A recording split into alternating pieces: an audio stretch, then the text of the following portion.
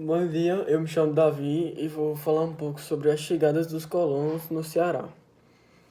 Quando a chegada em 1500 europeus, a terra qual era chamada de Brasil era habitada por uma grande parte de indígenas. Eles não formavam uma sociedade homogênea, ou seja, tinha costumes diferentes, organização social, religiões. A cultura deles em si era diferente. Dos europeus aqui não se sabe quantos indígenas viviam aqui precisamente. Deviam ser numerosos, porque indígenas e nativos das capitanias vizinhas fugiam para cá em busca de refúgio, até porque o Ceará foi uma das últimas capitanias a ser explorada na região do Nordeste. Com a chegada de Pedro Coelho, em 1603, encontrou cerca de 70 aldeias indígenas. O Paulo Luiz Filgueira escreve que as terras eram todas povoadas por tapuios selvagens, que são tantos que não conseguia contar. Eles usaram a força indígena para várias ocasiões, como para explorar territórios, para fazer a guarda das suas aldeias, como mão de obra para cultivo, e também os de confiança e até para caças, pois conheciam o território e eram acostumados com isso. Eu vou falar um pouco sobre os indígenas cearenses.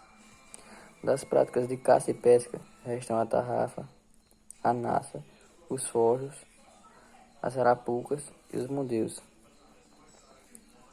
Essas práticas ainda são muito utilizadas pelos sertanejos e por alguns praieiros. A agricultura dos indígenas é baseada no plantio de mandioca e no plantio de milho. Entre os utensílios domésticos está as cuias, as cabaças, os potes e as panelas de barros. Porém, o utensílio indígena mais conhecido é a rede, usada largamente entre todas as classes sociais cearenses. Os bordados cearenses, trabalho produzido pelas mulheres, quem o transmitiu como prático foram os indígenas. Aprenderam tal técnica com os jesuítas, nos aldeamentos. Na alimentação, os exemplos são diversos: caju, piqui, batata, mandioca, beiju, farinha, urucu, feijão, milho, mel de abelha, raízes como xique-xique, macambira e entre outros. Também devemos aos nativos os conhecimentos de muitas plantas medicinais, usadas entre as camadas menos favorecidas e mesmo entre as elites. A malva, romã, para inflamações, gripes, eucalipto, gergelim, juá, entre outros. Bom dia, eu sou Sabrina Leite Ferreira, do segundo ano B, número 27, e eu vou falar sobre os Tremembés. Eles ocupavam a faixa litorânea, que era entre a Baía de São José, no Maranhão, e as margens do Rio Curu, no Ceará. Se alimentavam de peixes e carnes, só que eles mais pescavam do que caçavam. E eles também consumiam caju, que era justamente com caju que eles fermentavam uma bebida chamada de mocororó. Essa bebida eles consumiam em um ritual de dança chamado torém.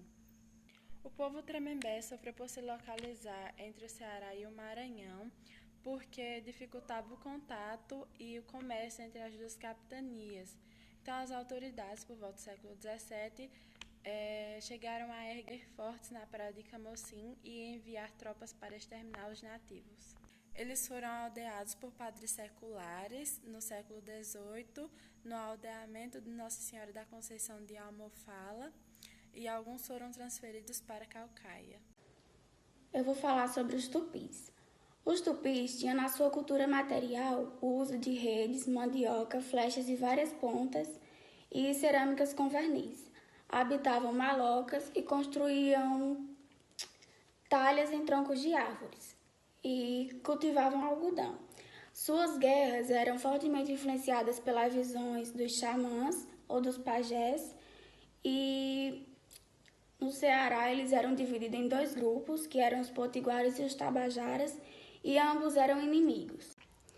Os tabajaras viviam na serra da Ibiapaba, onde eventualmente eles precisavam se deslocar para as áreas litorâneas, E eles chegaram lá antes mesmo do descobrimento do Brasil e aos poucos foram dominando outros povos vizinhos e mais tarde expulsaram das melhores áreas.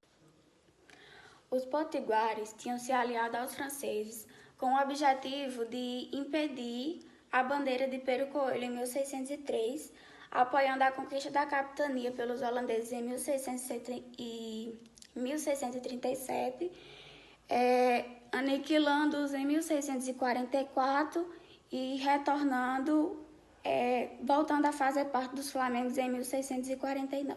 Bom dia, eu vou falar sobre os cariris, os tarairius, que também eram conhecidos como pacajus, e os gês. Bom, os cariris, a grande parte deles era localizado entre a Bahia e o Piauí.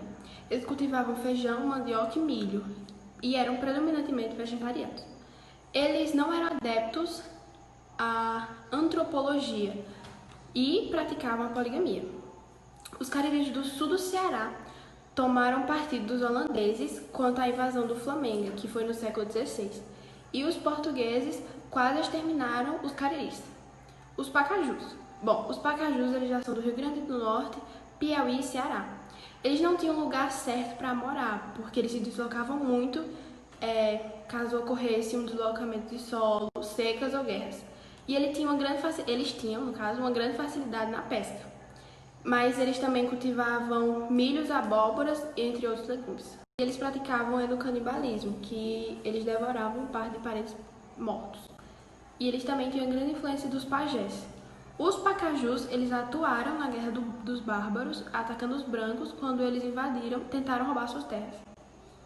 Os gês, que era basicamente toda a costa brasileira, tinha uma organização social bem definida, com aldeias circulares divididas em metades, e eles não faziam cerâmicas, nem tecelagem e também não usavam redes. Bom, eu vou falar um pouco sobre a Guerra dos Bárbaros, que foram conflitos, confrontos e rebeliões entre os colonizadores e os nativos chamados Tapuio. Essa guerra aconteceu entre os anos de 1650 a 1720 e teve como palco um território que pertence atualmente aos sertões nordestinos, que vai de Maranhão até a Bahia. Essa guerra teve como fato inicial a expulsão dos neerlandeses do território brasileiro.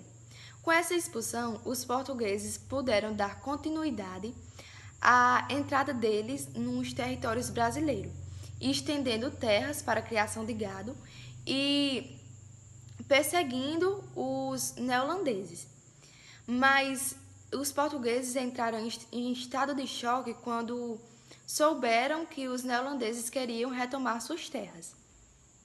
Então, os portugueses eles se organizaram, uniram-se e fortificaram suas bases militares, e os indígenas eles se organizaram em alianças.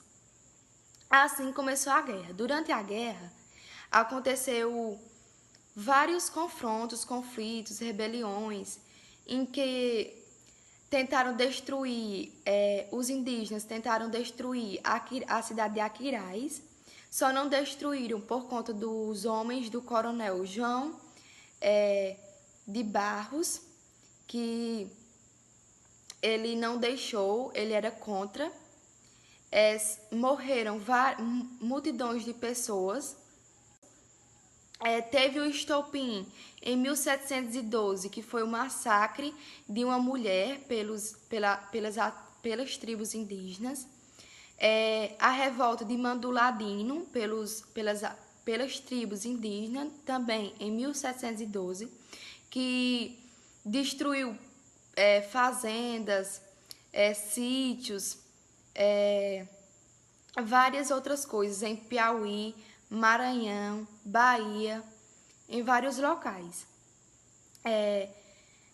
Durante essa guerra aconteceu várias ações chocantes. Então, o resultado foi a extinção de várias etnias indígenas. Quem são os bárbaros? Os bárbaros é uma tribo indígena que vive aqui no Ceará. Mas para isso a gente tem que voltar um pouquinho às nossas aulas. Como a gente viu, o Ceará foi o último a ser colonizado. Veio, tipo, a cana-de-açúcar, que foi no litoral, e tinha um gado. O gado migrou para as regiões interior, que assim veio o surgimento da pecuária do Ceará, que se destacou muito, que trouxe uma marca. Desse modo, como o Ceará foi o último ao ser descoberto, a trazer pessoas para cá, os índios vieram. E aqui tem a permanência desses índios, como falei anteriormente. E assim, com a pecuária, o surgimento da pecuária, a grande produção que estava aparecendo, gerando lucro e chamando a atenção, porque os colonos, tipo, não precisava do trabalho do índio, porque eles já tinham percebido antes, desde o pau-brasil, dos engenhos, que o trabalho do índio como escravo não era tão favorável e lucrativo como o dos afros, resumindo. E assim, eles não tinham nada a perder, então começaram a guerra com os bárbaros, que foi conhecida como a Guerra. E assim, eles não tinham nada a perder, então começaram a guerra com os bárbaros, que foi conhecida como a Guerra dos Bárbaros. E, tipo, tudo que eu vou falar aqui, só lembrando, Marília já falou, eu só vou complementar. E a Guerra dos Bárbaros, então os colonos não tem nada a perder, então vamos começar uma guerra para tentar, tipo, um dos fatores era expulsar os índios, e se morresse também não tinha nada, porque eles queriam acabar mesmo, tava só, tipo, ocupando espaço e atrapalhando a produção deles, e eles queriam o território, que assim ia ganhar dinheiro e tudo mais, aumentar a produção. E essa guerra teve a duração de 500 anos, e um dos fatores que não acabou, tipo, com toda a população desses índios que viviam aqui no Ceará foi por conta de um coronel, João Barros, que ele era contra essa guerra, e o pessoal dele, os homens deles, se juntaram com os índios como uma forma de aliança. E assim, isso tudo ocorreu em Aquiraz. Graças a esse coronel, tipo, a cidade não foi totalmente destruída. Então, se a gente pensar, era tipo o extermínio mesmo dos indígenas, dos bárbaros. E, tipo, durou 50 anos e o fim ainda não foi esse. E totalmente, de todas as formas, os índios saíram desfavorecidos, porque, tipo, não tinha armamento, não tinha tudo que eles precisavam, não tinha aliança, não tinha fonte de riqueza e tal, e os colonos saíram fortalecidos mais uma vez. Eu vou falar sobre a resistência indígena. A resistência indígena, ela deu-se início após a derrota da Guerra dos Bárbaros, que, ao contrário do que muitos pensam, não foi a última tragédia a se abater sobre os indígenas. Os nativos, eles foram após a derrota dessa guerra, eles foram para aldeamentos, ou foram explorados, ou foram escravizados por latifundiários. A resistência, ela continuou sem armas na mão, visando preservar o seu espaço e o seu modo de ser.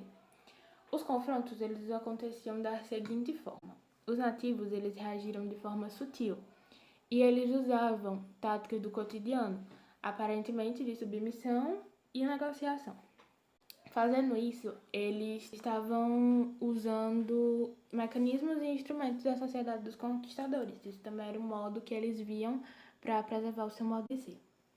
Durante a resistência, também ocorriam os pedidos de sesmarias. Esses pedidos de sesmarias, eles eram feitos por vários líderes indígenas, e eles faziam esse pedido baseado no fato de que eles ajudaram os brancos e a coroa a conter os nativos que eram considerados selvagens e indóceis.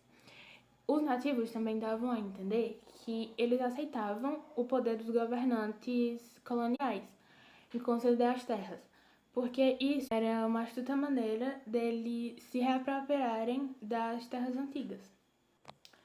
Os outros indígenas, eles que não aceitavam a catequese, abandonavam os aldeamentos e se refugiavam em áreas afastadas, como as serras Baturité e Araripe. Nos aldeamentos, eles ainda mantiveram algumas de suas tradições. E muitas vezes os missionários jesuítas, eles se viam obrigados a ceder às pressões dos índios, em virtude da dificuldade que eles tinham para a catequização. Bom dia, Arluz. Bom dia, Adriano. Bom dia, galera. Meu nome é João Gabriel. Eu sou da turma B do 5º ano do ensino médio. E eu estou na equipe de História Regional, que trata justamente acerca dos povos indígenas da região, dos nativos da região. E eu vou falar justamente sobre as formas de resistência desses nativos em relação à colonização mesmo. Uma das formas mais interessantes de resistência indígena ante a imposição colonizadora deu-se na aldeia de Nossa Senhora dos Prazeres de Caucaia. Diante da estratégia dos colonizadores de separá-los em aldeamentos com a finalidade de enfraquecer a estrutura sociocultural dos nativos, os potiguares acabaram se fundindo com os tremembés, com os jucas e com os cariris, dando origem ao povo tapeba, que até hoje é existente no município de Caucaia. Foram poucos os indígenas que, tentando escapar à eliminação de sua identidade, procuraram na natureza outro meio que lhes assegurasse, outra denominação que lhes assegurasse a unidade étnico-cultural, que é o tapeba, que vinha do tupi, significando pedra chata. Além disso, a vida nas missões era muito dura. Muitos nativos eram requisitados para trabalhar em obras, ou até mesmo para lutar contra outros indígenas que eram considerados indóceis e inimigos europeus. Além disso, muitos também eram requisitados para servir aos latifundiários, tangendo boiadas para as zonas da mata, ou até mesmo para as feiras da zona da mata, ou até mesmo para cultivar a terra. É isso, galera, tamo junto. Oi, gente, meu nome é Maria Vitória, eu vou falar para vocês sobre a extinção dos índios cearenses. Em 1850, a monarquia brasileira baixou uma lei de número 601, que era a Lei de Terras, que dizia que as terras pertencentes aos índios eram totalmente não devolutas, tendo assim um cunho originário. Mas, na verdade, essa lei foi um golpe contra os povos nativos, porque a nobreza e o governo disse que não tinham índios nas terras cearenses e liberou para os latifundiários. Quando o governo imperial indagou cadê os índios, porque não fazia nenhum sentido, eles disseram que estavam miscigenados e misturados com a população, totalmente civilizados. Então, chamando eles de caboclos, que é um termo que é usado até hoje para negar a existência e o direito dos índios. Mas esses índios não desapareceram. Grande parte foi morta ante a violência, os maus tratos, doenças. E outra parte, os remanescentes, continuaram vivendo em pequenas áreas de terra, muito pequenas, viviam sufocados. E apenas nos anos 80 do século XX, no contexto da ditadura civil-militar, que esses índios conseguiram se rearticular e conseguiram também a ajuda do arcebispo Dom Aloísio, que conseguiu peitar contra a sociedade da época e que também ele era levado como um homem de imaginação muito fértil, porque ele trazia o Brasil da antiguidade para os dias de hoje, que era da época. E certos segmentos da sociedade atual continuam não reconhecendo os índios da nossa região, afirmando que são façantes, atribuindo estereótipos como preguiçoso, selvagem. E porque esse reconhecimento significa fornecimento de terras para eles, de terras que são o seu direito. Mas isso é totalmente contra os interesses dos grupos oligárquicos e empresariais de hoje. De acordo com a FUNAI, ainda há 22 mil indígenas na nossa região, divididos em 4 tribos, que eu não vou me ousar dizer os nomes, desculpa, que é muito difícil, e que lutam pelos seus direitos, pelas suas terras, pelo respeito, que é o mínimo que a gente tem para dar, E é importante lembrar que 5 séculos depois da colonização portuguesa, e ainda há a resistência indígena, o que é muito, muito triste. E é isso. A nossa apresentação acabou. Eu espero que vocês tenham gostado, espero que vocês tenham entendido tudo. Muito obrigada.